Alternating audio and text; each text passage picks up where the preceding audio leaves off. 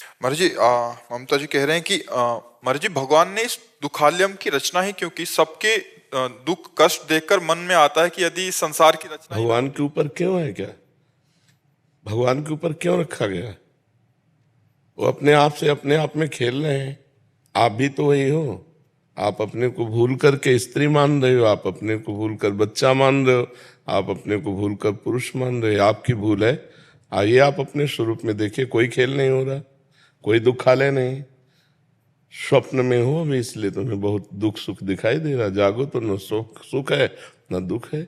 जे ही जाने जग जाए हेराई, जागे जथा स्वपन भ्रम जाई। इस भ्रम से आप निकलना चाहो तो निकल सकते हो, आप फंसना चाहो तो फंस सकते हो।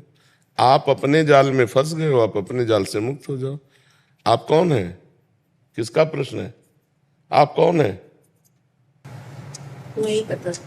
बस यही पता लगा लो तो संसार का प्रश्न का समाधान हो जाए। जीव अविनाशी चैतन्य घन सुख स्वरूप, संसार स्वाप्निक भ्रम में। अब भ्रम में फंस कर अपने स्वरूप को भूल जाना ही दुख है।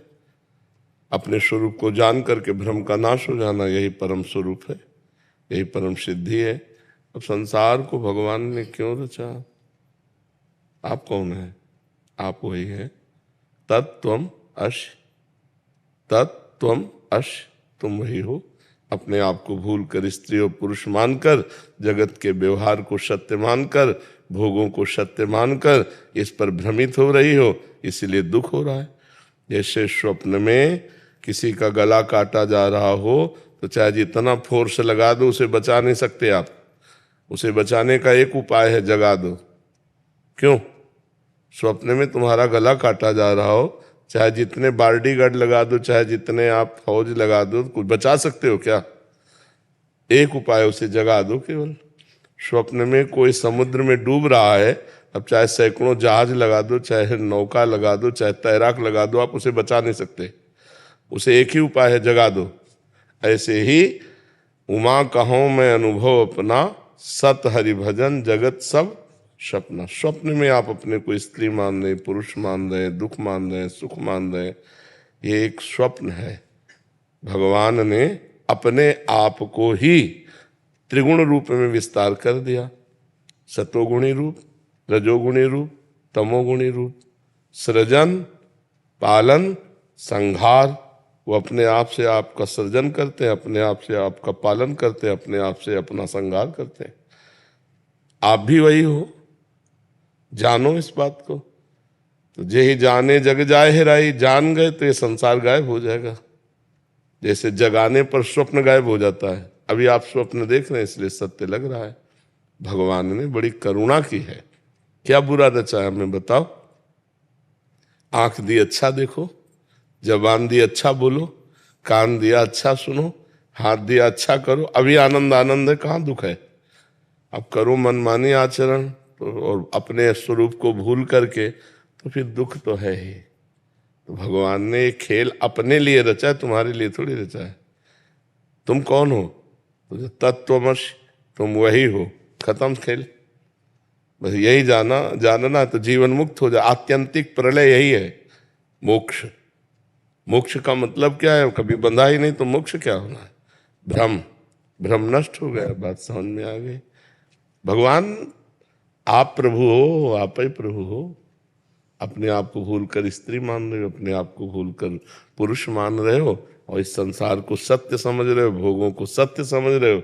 ये सब मोह निशा सब सोह निहारा, देखे स्वपन अनेक प्रकारा। ये भगवान की माया का एक भ्रमात्मक स्वरूप रचा हुआ है, जो आपका है। आप ही हैं वो, दूसरा कोई नहीं है। जे ही जाने जग जाए हेराई, जब जान जाओगे तो संसार का महत्व खत्म हो जाए। अभी संसार का महत्व है ना, शरीर का महत्व है ना, इसलिए जान नहीं पा रहे हो। एको ब्रह्म द्वितीयो नास्ति, दो है ही नहीं, एक है। तो आपको तो बहुत दिखाई दे रहे, स्त्री पुरुष जड़ चैतन्य। तो एक मन जैसे स्वप्न में पूरी बाजार इकट्ठा कर देता है, ना सत्य होते हुए भी। जब तक जगोगे नहीं तब तक स्वप्न सत्य दिखाई देगा, और जब जगोगे तब झूठा नजर आएगा। ऐसे ही मोह में हो तो इसलिए संसार सत्य दिखाई दे रहा है, जब ज्ञान में हो गए तो एक ब्रह्म के सिवा कुछ नहीं, सर्वम खलमिदम ब्रह्म, एको ब्रह्म द्वितीयो नास्ति, दूसरा कोई नहीं।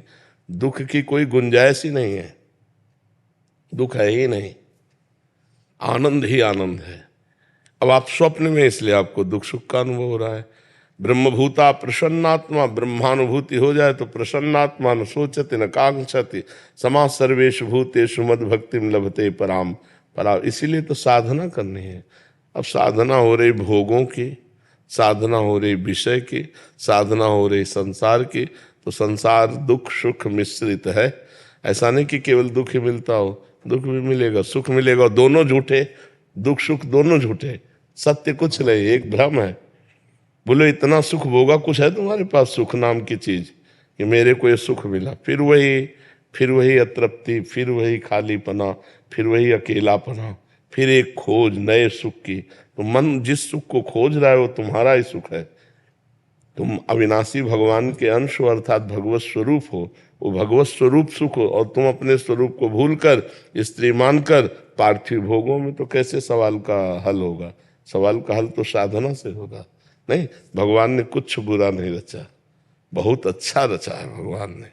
देखो ना, सूर्य रचा, चंद्रमा रचा, इतनी बढ़िया रचना की, आंख दिए, नाक दिए, कान दिए। अब इनका हम दुरुपयोग करोगे तो फिर दुख भोगना पड़ेगा, सदुपयोग करो तो अभी आनंद है। आप मनाओगे भगवान बड़ी कृपा करके ये रचना रची, कितना आनंद में है। गुलाब जामुन खाती हो, गलत रचा भगवान ने। अब 50 गुलाब जामुन पा जाओ, गलत हो जाएगा ना। हाँ, तो अगर हम उचित व्यवस्था के साथ इस संसार को भगवान का बगीचा मानकर उचित व्यवहार करें तो दुख न रहे। अच्छा बताओ, अगर भारत सरकार में ये दंड विधान ना हो तो सरकार अधूरी है कि नहीं है? अधूरी। भला कोई शासन में रहेगा दंड विधान ना हो तो? जरूरी है, दंड विधान जरूरी है ना। तो ऐसे वही हमारी सुरक्षा में है।